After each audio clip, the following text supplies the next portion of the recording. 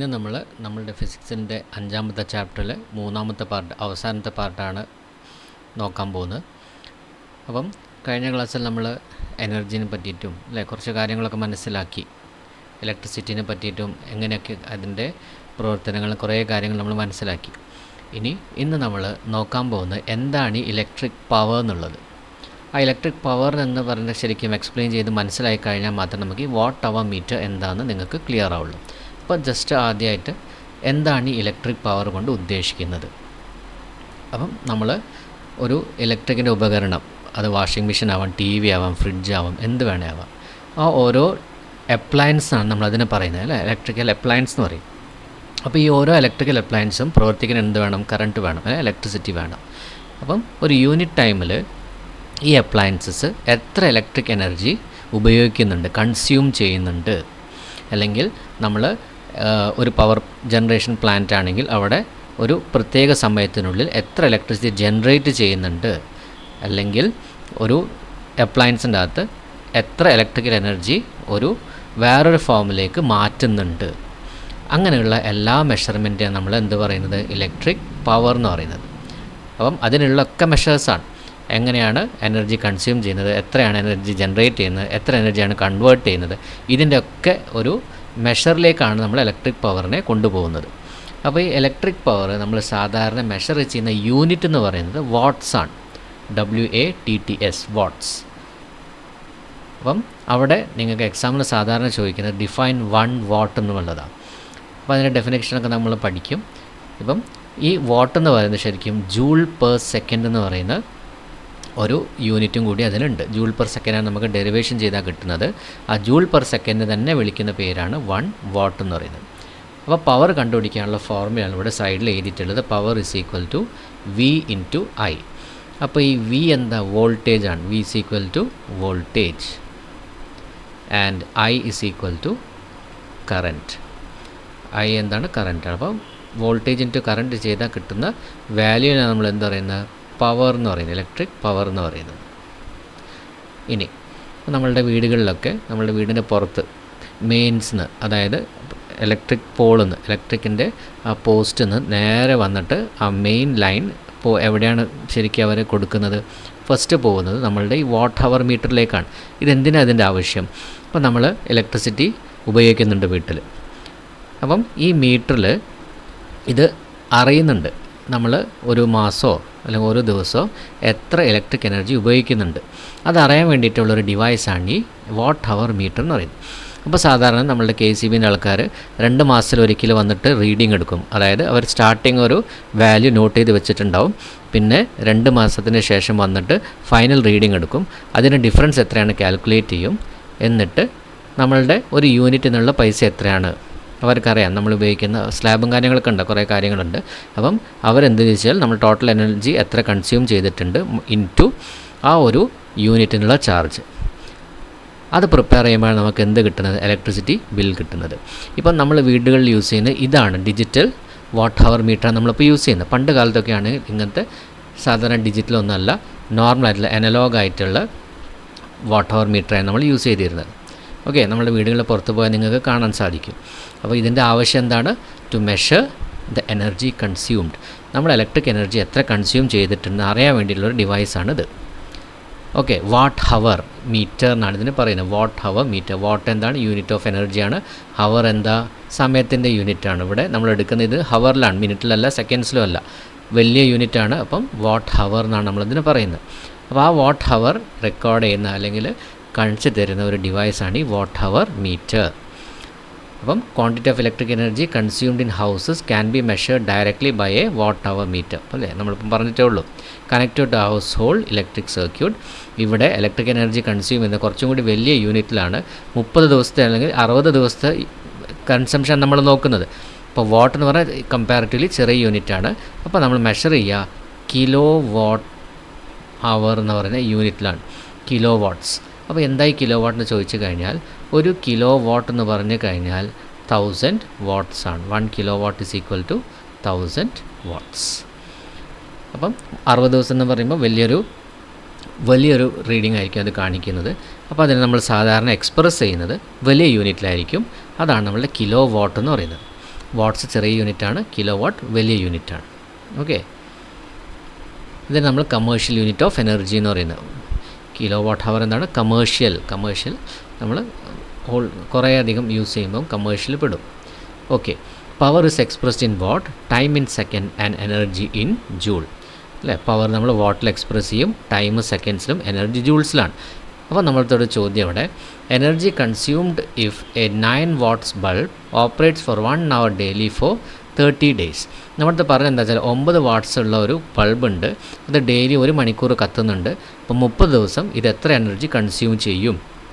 അപ്പോൾ അതിൻ്റെ പവർ എഴുതി പി, പിന്നെ അതിൻ്റെ ടൈം അല്ലേ, പി ഇൻറ്റു ടി. അപ്പം നമുക്കവിടെ 1 ഹവറിനെ എന്താക്കി മാറ്റണം? 1 ഹവറിനെ നമുക്ക് സെക്കൻഡ്സിലേക്ക് മാറ്റണം. അതുകൊണ്ടാണ് ഇവിടെ നമ്മളെന്താ 60 into 60, 1 ഹവർ എന്ന് പറഞ്ഞു കഴിഞ്ഞാൽ അതിൽ 60 മിനിറ്റ് ഉണ്ട്. 60 മിനിറ്റ് പോരാ, നമുക്ക് സെക്കൻഡ്സിലേക്ക് വേണം. അപ്പം 60 seconds, അതാണ് ഇവിടെ മുകളിൽ നമ്മൾ എഴുതിയത്. ടൈം നമ്മളുടെ SI യൂണിറ്റ് എപ്പോഴും എന്തായിരിക്കും? സെക്കൻഡ് ആയിരിക്കും. അപ്പം 1 hour നമ്മൾ മിനിറ്റ്സിൽ നിന്ന് സെക്കൻഡ്സിലേക്ക് മാറ്റി, അങ്ങനെ ഫൈനൽ 60 into 60 എന്ന് വരും. അപ്പം 9 ഇൻറ്റു ഒരു ദിവസത്തേക്കാണ് നമ്മൾ എന്ത് ചെയ്താൽ മതി?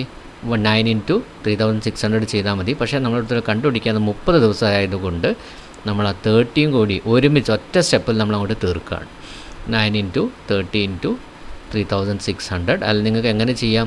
ഒരു ദിവസമാണെങ്കിൽ 9 into 3600 ചെയ്താൽ നിങ്ങൾക്ക് 1 ഡേൻ്റെ കിട്ടും. ഇത് 1 ഡേ കിട്ടുക, എന്നിട്ട് ആ 1 day into 30 ചെയ്താൽ നിങ്ങൾക്ക് 30 days കിട്ടും. അല്ലെങ്കിൽ ഒറ്റ ഒരു സ്റ്റെപ്പിൽ നിങ്ങൾക്കിത് തീർക്കാനും പറ്റും. അപ്പോൾ നമുക്ക് 9720 ജൂൾസ് ആണ് കിട്ടുക. പക്ഷേ ഇത് കുറച്ച് വലിയ നമ്പറല്ലേ. അപ്പോൾ നമ്മളിതിന് എന്ത് ചോദിച്ചാൽ ഡിവൈഡഡ് ബൈ 1000 ചെയ്ത് കഴിഞ്ഞാൽ അത് ഏതിലേക്ക് മാറും?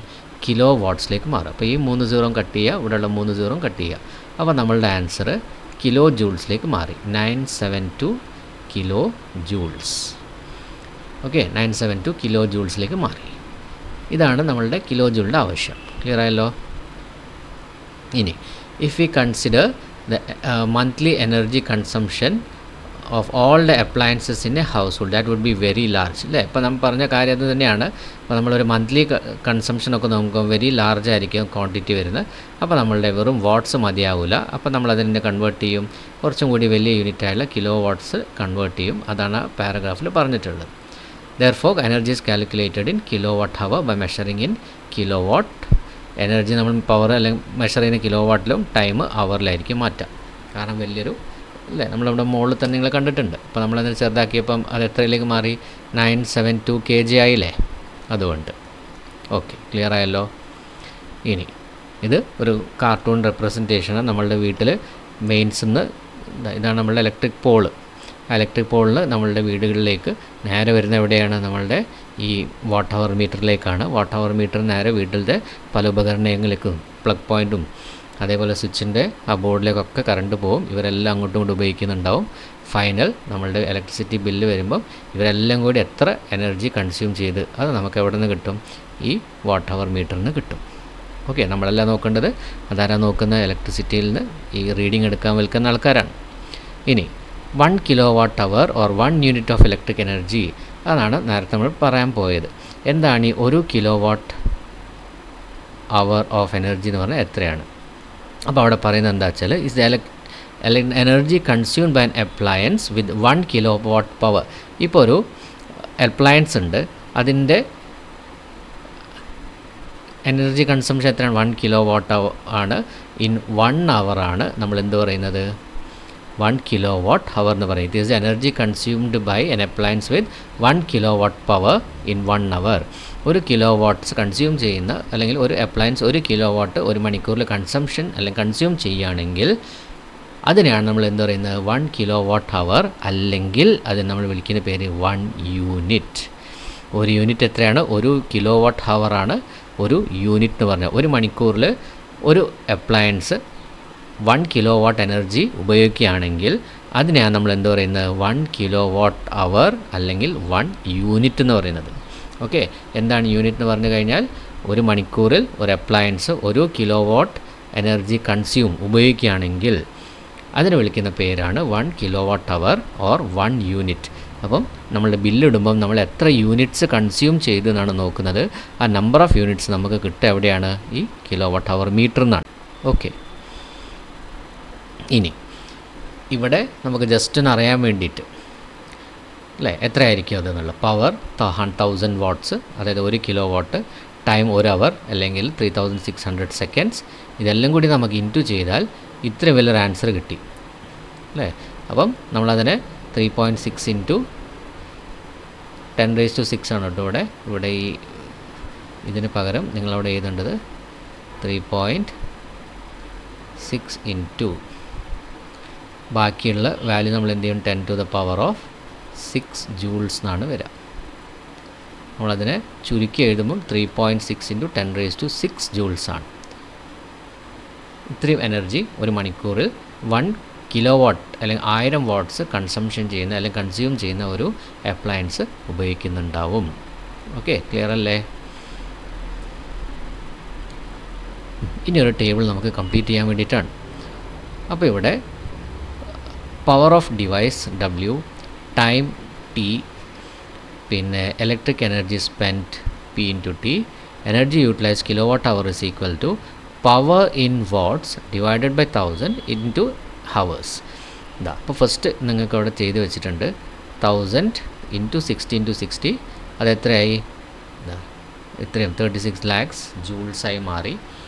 അപ്പോൾ 36 lakh ജൂൾസ് നേരത്തെ നമ്മൾ കണ്ടു 3.6 ഇൻറ്റു 10⁶ ജൂൾസ് ആയിരുന്നു. അതിനാണ് നമ്മൾ എന്ത് പറയുന്നത്? 1 kWh അല്ലെങ്കിൽ 1 യൂണിറ്റ് എന്ന് പറയുന്നത്. ഒരു യൂണിറ്റിൽ എത്ര ഉണ്ട് ജൂൾസ്? 3.6 ഇൻറ്റു 10⁶ ജൂൾസ് ആണ് 1 kWh ഉണ്ടാവുന്നത്. അത് നേരത്തെ നമ്മൾ കണ്ടതാണ് അല്ലേ. ഇനി ഒരു ഡിവൈസ് പവർ എത്രയാണ്? 2000 ആണ്. ഇതിൻ്റെ ഇരട്ടിയാണ് വരുന്നത്. സമയം അതേപോലെ തന്നെ. അപ്പോൾ നമുക്കിവിടെ എത്ര വരുന്നത് നോക്കാം. അപ്പോൾ 2000 ഇൻറ്റു 3600, 2000 ഇൻറ്റു 3600, ഇത് നമുക്ക് ഇൻറ്റു ചെയ്താൽ കിട്ടുന്നത് 72 ഫോളോഡ് ബൈ എത്ര സീറോസ് ഉണ്ട്? 5 zeros വരുന്നുണ്ട് അല്ലേ. 72 ഫോളോഡ് ബൈ 1 2 3 4 5, അത്രയും ജൂൾസാണ് വരുന്നത് അല്ലേ. അത്രയും ജൂൾസ് വരുന്നുണ്ട്. അപ്പം അതെത്ര വരുന്നത്? ഈ 72 lakh എന്ന് പറയുന്നത് 36 ലാക്കിൻ്റെ ഡബിൾ അല്ലേ, 36ൻ്റെ ഡബിളാണ് എന്ത്? 72 എന്ന് പറയുന്നത്. അപ്പോൾ ഇവിടെ നമുക്ക് കിട്ടുന്ന എത്ര വാട്ട് ഹവറാണ്? 2 kWh ആണ്. അതിന് നമ്മൾ എന്ത് പറയുന്നത്? 2 യൂണിറ്റ് എന്ന് പറയുന്നത്. അപ്പം നേരത്തെ ഇവിടെ നമ്മൾ ചെയ്തത് എന്താ? ഒരു മണിക്കൂറിൽ എത്ര കിലോവാട്ട് അല്ലെങ്കിൽ എത്ര ജൂൾസ് ഓഫ് എനർജിയാണ് പ്രൊഡ്യൂസ് ചെയ്യുന്നത് കണ്ടുപിടിച്ചതാണ്. ആ കോൺസ്റ്റൻ്റ് ആണ് ഇവിടെ എഴുതിയത്. ഒരു മണിക്കൂറിൽ എത്ര ജൂൾസ് ഉണ്ട്? 3.6 ഇൻറ്റു 10⁶ ജൂൾസ് ഉണ്ട്. അതിനെ നമ്മൾ എന്ത് വിളിക്കുന്നത്? ഒരു kWh എന്ന് വിളിക്കുന്നത്, അല്ലെങ്കിൽ ഒരു യൂണിറ്റ് എന്ന് വിളിക്കുന്നത് അല്ലേ. നമ്മൾ നേരത്തെ ഡിസ്കസ് ചെയ്താൽ. ഇനി പവർ നേരെ പകുതിയായി, 1000 നേരെ 500 ആക്കി. അപ്പോൾ നമുക്ക് ഇത് കണ്ടുപിടിക്കാൻ വേണ്ടി 500 ഇൻറ്റു 3600, 500 ഇൻറ്റു 3600, അപ്പോൾ നമുക്ക് കിട്ടുക 18 lakhs എന്നാണ്. 18 lakhs. അപ്പം ഈ 18 lakh എന്ന് പറയുന്നത് 36ൻ്റെ അല്ലേ, ഈ മുകളിൽ കൊടുത്തിട്ടുള്ള 36 lakhൻ്റെ നേരെ പകുതിയല്ലേ. അപ്പോൾ ഇവിടെ 1 kWh ആണെങ്കിൽ ഇവിടെ എത്ര kWh ഉണ്ടാവുള്ളൂ? 0.5 അല്ലേ, അര kWh ഉണ്ടാവുള്ളൂ. 0.5 kWh ഓർ ഹാഫ് യൂണിറ്റ് നമുക്ക് പറയാം. അര യൂണിറ്റ് അവിടെ ഉണ്ടാവുള്ളൂ. ക്ലിയർ അല്ലേ? ഇനി 500 ഇൻറ്റു ഇവിടെ 2 hours ആണ്. 2 hours മാറ്റണമെങ്കിൽ നമ്മൾ എന്ത് ചെയ്താൽ മതി? 2 ഇൻറ്റു 3600 ചെയ്താൽ മതി. അപ്പോൾ 500 ഇൻറ്റു 2000, 1000 ഇൻറ്റു 36 ചെയ്താൽ വീണ്ടും നമുക്ക് 36 lakh തന്നെ കിട്ടും അല്ലേ. അപ്പം ഇവിടെ നമുക്ക് 1 kWh തന്നെയാണ് വരുന്നത്. 1 kWh തന്നെയാണ് വരുന്നത്. യൂണിറ്റ് കൺസംപ്ഷൻ എത്രയാണ്? 1 യൂണിറ്റ് തന്നെയാണ്. ഓക്കെ, അപ്പോൾ ഈ ടേബിൾ എങ്ങനെയാണ് ചെയ്തത് നിങ്ങൾക്ക് മനസ്സിലായെന്ന് വിചാരിക്കുന്നു. അതിൽ ഒരു മണിക്കൂറിൽ എത്ര വരുന്നത് നിങ്ങൾക്ക് മനസ്സിലാക്കി കഴിഞ്ഞാൽ ഇത് എളുപ്പം നിങ്ങൾക്ക് ചെയ്യാവുന്നതേ ഉള്ളൂ. ഓക്കെ, ഇനി calculate the energy consumed if a 500 watts grinder and a 600 watt electric iron each operate for 2 hours. അപ്പോൾ ഇവിടെ രണ്ട് അപ്ലയൻസസ് ഉണ്ട്. ഒന്ന് ഗ്രൈൻഡറും ഒന്ന് ഇലക്ട്രിക് അയണും. ഇവർ 2 പേരെ നമ്മൾ 2 മണിക്കൂർ ഉപയോഗിക്കുകയാണെങ്കിൽ എത്ര ഇലക്ട്രിക് എനർജി കൺസ്യൂം ചെയ്തെന്നാണ് ചോദിക്കുന്നത്. ഓക്കെ, അപ്പോൾ ടോട്ടൽ പവർ കിട്ടാൻ നമ്മൾ എന്ത് ചെയ്യും? ഈ 500 വാട്ട്സും 500 വാട്ട്സ് പ്ലസ് 600 വാട്ട്സ് അല്ലേ, അതാണ് നമ്മൾ ചെയ്യേണ്ടത്. അത് നമ്മൾ പ്ലസ് ചെയ്ത് കഴിഞ്ഞാൽ നമുക്ക് 1100 വാട്ട്സ് എന്നാണ് വരുന്നത്. ഇത് രണ്ടും പ്ലസ് ചെയ്ത് കഴിഞ്ഞാൽ നമുക്ക് 1100 വാട്ട്സ് എന്ന് കിട്ടും അല്ലേ. ടൈം എത്രയാണ്? 2 hours ആണ്. 2 hours നമ്മൾ എന്തിലേക്ക് മാറ്റണം? 2 hours നമുക്ക് 2 × 60 × 60 അതായത് 3600 എന്ന് വന്നു. അപ്പം നമ്മളുടെ ഇലക്ട്രിക്കൽ എനർജി കണ്ടുപിടിക്കാനുള്ള ഒരു വഴിയാണിത്. ഫോർമുല എന്താ? Power in watt into time in hour divided by 1000. എന്തുകൊണ്ടാണ് നമ്മളിവിടെ 1000 കൊണ്ട് ഡിവൈഡ് ചെയ്യുന്നത്? കാരണം എന്താണെന്ന് വെച്ചാൽ നമുക്ക് ആൻസർ ഏതിലാണ് കിട്ടേണ്ടത്? നമുക്ക് ആൻസർ കിട്ടേണ്ടത് ഇൻ കിലോ വാട്ട് അവറാണ്. ഇപ്പോൾ പവർ ഇൻ വാട്ട്സിനെ കിലോ വാട്ട് ഹവറിലേക്ക് മാറ്റാൻ വേണ്ടിയിട്ടാണ് നമ്മൾ എന്ത് ചെയ്യുന്നത്? ഡിവൈഡഡ് ബൈ 1000 ചെയ്യുന്നത്. ഓക്കെ, അപ്പോൾ നമുക്കിവിടെ ചെയ്താൽ power in watt 1100 into time in hour 2 അല്ലേ. ഇത് ചെയ്യേണ്ട ആവശ്യമില്ല, കാരണം ഇവിടെ ടൈം ഇൻ ഹവറാണ് ഫോർമുലയിൽ വരുന്നത്. Divided by 1000. ഇവിടുത്തെ 2 0 ഇവിടുത്തെ 2 0 കട്ട് ചെയ്ത് പോയി. അപ്പോൾ നമുക്കിവിടെ 22/10 എന്ന് വരും. അപ്പോൾ ഇവിടെ പോയിൻ്റ് കഴിഞ്ഞാൽ അല്ലെങ്കിൽ ആൻസറിൽ പോയിൻ്റ് എത്ര നമ്പേഴ്സ് വരാൻ നമ്മൾ നോക്കുക എങ്ങനെയാ വെച്ചാൽ, ഇത് നിങ്ങൾ 10 കൊണ്ട് ഡിവൈഡ് ചെയ്യേണ്ട ആവശ്യമൊന്നുമില്ല. ഇവിടെ ഒരു 0 അല്ലേ ഉള്ളൂ. ഒരു 0 എന്ന് പറഞ്ഞു കഴിഞ്ഞാൽ അതിൻ്റെ അർത്ഥം നിങ്ങൾ ആൻസറിൽ പോയിൻ്റ് കഴിഞ്ഞാൽ ഒരു നമ്പറേ വരാൻ പാടുള്ളൂ. അപ്പോൾ 2.2 എനർജി എത്രയാണ് കൺസ്യൂം ചെയ്യുന്നത്? 2.2 ജൂൾസ് ആണ് നമ്മളുടെ എനർജി കൺസംഷൻ വരുന്നത്. ഓക്കെ, 2.2 കിലോ ജൂൾസ് ആണ് നമ്മളുടെ ആൻസർ ഇവിടെ വരുന്നത്. എനർജി ഇൻ കിലോ വാട്ട് ഹവറിലാണ്. അപ്പോൾ നമ്മൾ ഫുൾ 2.2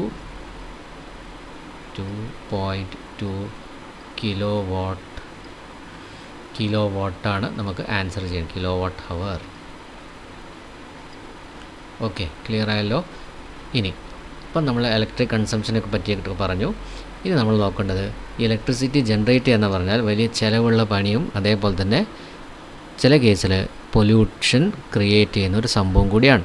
നമുക്കറിയാം ഇലക്ട്രിസിറ്റി പ്രൊഡ്യൂസ് ചെയ്യാൻ കേരളത്തിൽ മോസ്റ്റ്ലി യൂസ് ചെയ്യുന്നത് ഹൈഡ്രോ ഇലക്ട്രിസിറ്റിയാണ്. വെള്ളം, പുഴയിൽ നിന്ന് വരുന്ന വെള്ളം തടഞ്ഞു വെച്ച് അവിടെ നിന്ന് സാവധാനം ഡാമിൻ്റെ അകത്തു നിന്നുള്ള വെള്ളം നമ്മളൊരു പൈപ്പ് കൂടെ അണ്ടർഗ്രൗണ്ട് ആയിട്ടുള്ള ജനറേറ്ററിൻ്റെ ടർബൈൻ തിരിക്കാൻ വേണ്ടി വിടും.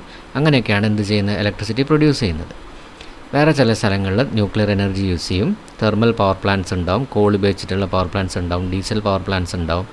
അപ്പോൾ എന്തൊക്കെ തന്നെയാണെങ്കിലും നാച്ചുറൽ റിസോഴ്സസ് അവിടെ ഡിപ്ലീറ്റ് ചെയ്ത് പോകുന്ന ഈ സമയത്ത് അത് പൊല്യൂഷൻ ഉണ്ടാക്കും, നമ്മളുടെ നാച്ചുറൽ റിസോഴ്സിന് ക്ഷതം സംഭവിക്കുന്നുണ്ടാവും.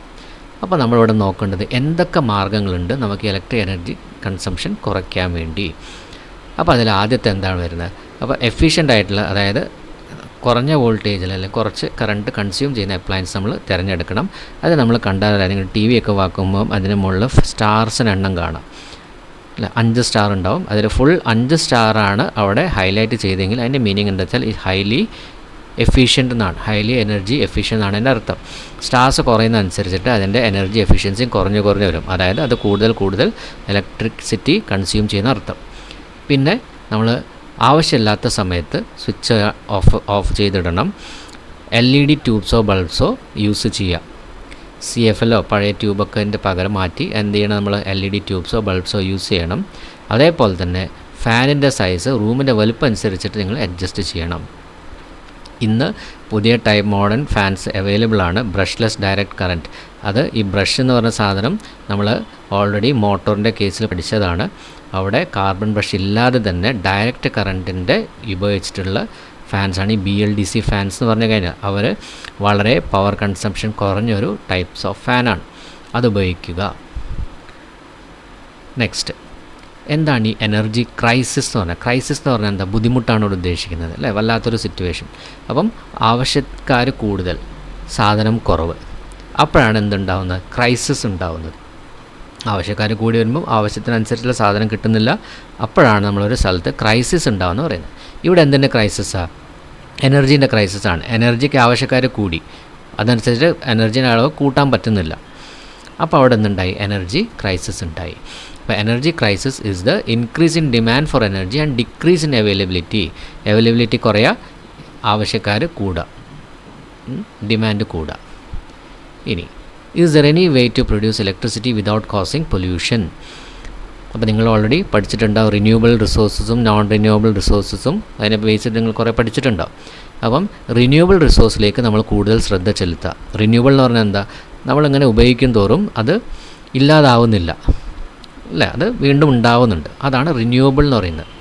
നോൺ റിന്യൂവബിൾ എന്ന് പറഞ്ഞാൽ പെട്രോളും ഡീസലും പോലെ നമ്മൾ ഭൂമിൻ്റെ അടിയിൽ നിന്ന് ഇങ്ങനെ ഇതിനെ കുഴിച്ചെടുക്കും തോറും ദിവസം പോകുന്നതോറും അതിൻ്റെ അളവ് കുറഞ്ഞു വരും. പിന്നെ ഒരു പോയിൻ്റിൽ എത്തുമ്പം അതിൻ്റെ അവൈലബിലിറ്റി 0 ആയി മാറും. അതിനാണ് നമ്മൾ നോൺ റിന്യൂവബിൾ, അതായത് പെട്ടെന്ന് തന്നെ തീർന്നു പോകുന്നതാണ് നോൺ റിന്യൂവബിൾ എന്ന് പറയുന്നത്. ഓക്കെ, അപ്പോൾ ഒരു വഴിയേ ഉള്ളൂ. നമ്മളെന്താ ചെയ്യേണ്ടത്? ഈ റിന്യൂവബിൾ റിസോഴ്സസിലേക്ക് അല്ലെങ്കിൽ റിന്യൂവബിൾ സോഴ്സസ് ഓഫ് എനർജി നമ്മൾ കൂടുതൽ കോൺസെൻട്രേറ്റ് ചെയ്യുക. അപ്പോൾ നമ്മൾ കോൺസെൻട്രേറ്റ് ചെയ്യുന്നത് മെയിൻലി സോളാർ, വിൻഡ് എനർജി ഒക്കെയാണ്. അപ്പം ഇത് നമുക്കെല്ലാവരും അറിയുന്നൊരു കാര്യമാണ്. നമ്മളുടെ കേരളത്തിലെ കൊച്ചിൻ ഇൻ്റർനാഷണൽ എയർപോർട്ട്, ആ എയർപോർട്ടിൻ്റെ ആവശ്യത്തിനുള്ള കംപ്ലീറ്റ് എനർജി പ്രൊഡ്യൂസ് ചെയ്യുന്നത് with the help of solar panels അല്ലേ. അപ്പം യുണൈറ്റഡ് നേഷൻ്റെ ഹയസ്റ്റ് എൻവയോൺമെൻറ്റൽ അവാർഡ് 2018 നമ്മളുടെ കൊച്ചിൻ നെടുമ്പാശ്ശേരി ഇൻ്റർനാഷണൽ എയർപോർട്ടിന് കിട്ടിയതാണ്. ഇതാണ് ഒരു സോഴ്സ്. കേരളത്തിൽ ധാരാളം അല്ലേ, എല്ലാ സമയത്തും പറഞ്ഞ പോലെ നമുക്ക് സൺലൈറ്റ് കിട്ടുന്നതാണ്. അപ്പോൾ ഇവിടെ ഏറ്റവും യോജ്യമുള്ളത് എന്താണ്? നമ്മളുടെ സോളാർ എനർജിയാണ്. അപ്പോൾ ഈ ഇവിടെ കാണുന്നത് സോളാർ പാനൽസാണ്. ആ സോളാർ പാനലിൻ്റെ അകത്ത് ചെറിയ ഇങ്ങനത്തെ ഡിസ്ക് പോലത്തെ സ്ട്രക്ചേഴ്സാണ് കാണുന്നത്. സിലിക്കണിൻ്റെ ഡിസ്ക്സാണ് കാണുന്നത്. ഈ ഡിസ്കിനൊരു പ്രത്യേകത ഉണ്ട്. ഇതിന് മുകളിൽ ലൈറ്റ് വരുമ്പം ഇതിൻ്റെ അകത്ത് ഇലക്ട്രിസിറ്റി ജനറേറ്റ് ചെയ്യും. ആ ഇലക്ട്രിസിറ്റി ഒരുമിച്ച് എല്ലാ സെല്ലിൽ നിന്നും ഒരുമിച്ചൊരു പോയിൻറ്റിൽ നിന്ന് കണക്ട് ചെയ്തിട്ട് ആണ് അതിൻ്റെ അകത്തുനിന്ന് ഒരു പാനലിൻ്റെ അകത്തുനിന്ന് ഒരു sizeable amount of current generate ചെയ്യുന്നത്. അങ്ങനെ കുറേ പാനൽസ് ഉണ്ടാവും. ഇപ്പോൾ ഈ പാനൽസിനൊക്കെ വരുന്ന കറണ്ട് അങ്ങോട്ട് നമ്മൾ യൂട്ടിലൈസ് ചെയ്ത് കഴിഞ്ഞാൽ ഇത്രയും വലിയൊരു എയർപോർട്ടിൻ്റെ ഫങ്ഷനിന് മതി. ഓക്കെ, അപ്പം ഇതിൻ്റെ ബേസ് ചെയ്തിട്ട് വീട്ടിലും ഇതേപോലെ സോളാർ റൂഫ് ടോപ്സ് ഉപയോഗിക്കുന്നുണ്ട് അല്ലേ. നമ്മളുടെ ആവശ്യത്തിന് വേണ്ടി കറണ്ട് എടുത്തു കഴിഞ്ഞാൽ നമുക്ക് ഓഫ് ഗ്രിഡ് ഉണ്ട്, ഓൺ ഗ്രിഡ് ഉണ്ട്. ഓൺ ഗ്രിഡ് എന്ന് പറഞ്ഞു കഴിഞ്ഞാൽ നമ്മളുടെ മെയിൻസിലേക്കായിരിക്കും ഇത് കണക്ട് ചെയ്യുന്നത്. അപ്പോൾ ഇവിടെ ഈ സോളാർ റൂഫ് പാനൽസ് യൂസ് ചെയ്തിട്ട് ജനറേറ്റ് ചെയ്യുന്ന ഇലക്ട്രിസിറ്റി നമ്മളുടെ മെയിൻ KCBൻ്റെ ലൈനിലേക്ക് പോവും. എന്നിട്ട് അതിനൊരു മീറ്റർ ഉണ്ടാവും. നമ്മളുടെ ഈ സോളാർ പാനലിനകത്ത് എത്ര കറണ്ട് അവിടെ വന്നു, നമ്മൾ എത്ര ഉപയോഗിച്ചിട്ടു, എന്നിട്ട് മൈനസ് ചെയ്തിട്ട് ബാക്കി വരുന്ന പവർ കൺസംഷൻ്റെ പൈസ നമ്മൾ കൊടുത്താൽ മതി. അതാണ് ഈ സോളാർ റൂഫ് ടോപ്പ് പാനൽസിൻ്റെ ഗുണം. ഓക്കെ, പിന്നെ വരുന്ന വേറൊരു സോഴ്സ് എന്താ? Wind energy.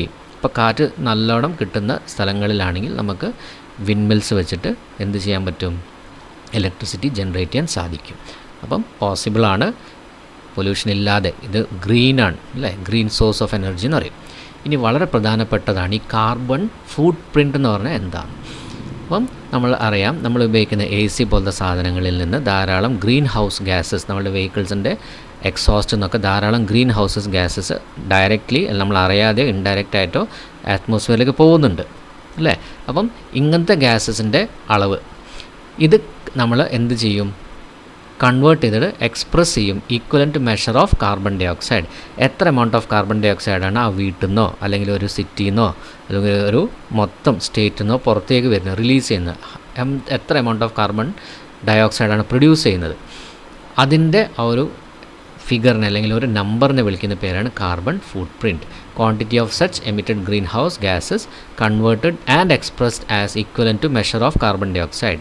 എത്ര amount of carbon dioxide നമ്മളുടെ ഓരോ ഭാഗത്തു നിന്ന് വരുന്ന ഈ ഗ്രീൻ ഹൗസ് ഗ്യാസസിനെ കാർബൺ ഡൈ ഓക്സൈഡായിട്ട് ഈക്വലൻ്റ് ആക്കി മാച്ച് ചെയ്തതിന് ശേഷം ആണ് നമ്മളതിനെ കാർബൺ ഫുട് പ്രിൻ്റ് എന്ന് പറയുന്ന ഒരു വേർഡ് അവിടെ കൊടുക്കുന്നത്. ഓക്കെ, കാർബൺ ഫുട് പ്രിൻറ്റ്. അപ്പോൾ ഈ കാർബൺ ഫുട് പ്രിൻറ്റ് കഴിയുന്നതും കുറയ്ക്കണം. എങ്ങനെ നമുക്കിത് കുറയ്ക്കാൻ സാധിക്കും? ഒന്ന്, റെഡ്യൂസ് ഡൊമസ്റ്റിക് എനർജി കൺസംഷൻ. അനാവശ്യമായിട്ട് വീടുകളിലുള്ള എനർജി കൺസംഷൻ കുറയ്ക്കുക. ഓക്കെ, ആവശ്യമുള്ള സമയത്ത് മാത്രം ലൈറ്റ്സും ഫാൻസും ഓൺ ചെയ്യുക, അല്ലാത്ത സമയത്ത് ഓഫ് ചെയ്ത് പോവുക. അനാവശ്യമായിട്ട് AC വർക്ക് ചെയ്യാതിരിക്കുക. AC വർക്ക് ചെയ്യുമ്പോൾ ഡോർസ് ഓപ്പൺ ചെയ്യാതിരിക്കുക. അങ്ങനത്തെ കുറേ കാര്യങ്ങൾ. അതാണ് ഡൊമസ്റ്റിക് എനർജി കൺസംഷൻ കുറയ്ക്കുക എന്ന് പറയുന്നത്. ഫുഡ് വേസ്റ്റ് ചെയ്യാതിരിക്കുക. എന്താ ഫുഡും ഇതും തമ്മിലുള്ള ബന്ധം?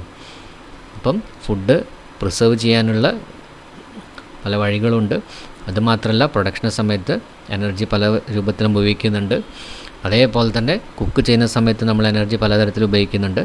അപ്പം ആവശ്യത്തിന് മാത്രം ഉപയോഗിക്കുക. കുക്കിന് നമുക്ക് എനർജി വേണം.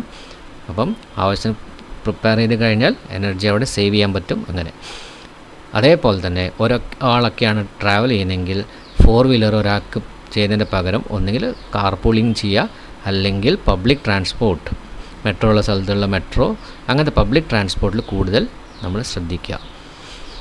പിന്നെ റീയൂസബിൾ ആയിട്ടുള്ള പ്രൊഡക്ട്സ് നമ്മൾ കൂടുതൽ ഉപയോഗിക്കാൻ നോക്കുക.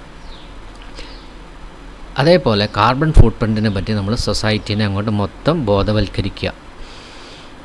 പിന്നെ perform energy consume activities in an energy saving manner. ഇപ്പോൾ എനർജി കൺസംഷൻ എനർജി സേവ് ചെയ്യുന്ന രീതിയിൽ നമ്മൾ അങ്ങോട്ട് ചെയ്ത് കഴിഞ്ഞാൽ നമുക്ക് എന്ത് ചെയ്യാൻ സാധിക്കും? ഈ കാർബൺ ഫുട് പ്രിൻറ്റിൻ്റെ അളവ് നമുക്ക് കുറയ്ക്കാൻ സാധിക്കും. ക്ലിയർ ആയല്ലോ? അപ്പം ഇത്രയും പ്രധാനപ്പെട്ട കാര്യങ്ങളാണ് നമ്മളുടെ ഈ വീഡിയോയിലുള്ളത്. ഇനി ഇതിൻ്റെ ലെറ്റസ്റ്റ് നമ്മൾ അടുത്ത വീഡിയോയിലിടും. അപ്പം എൻ്റെ ക്ലാസ് ഇഷ്ടപ്പെട്ടിട്ടുണ്ടെങ്കിൽ തീർച്ചയായും എല്ലാവരും ലൈക്കും ഷെയറും സബ്സ്ക്രൈബും ചെയ്യാം. Thank you all of U.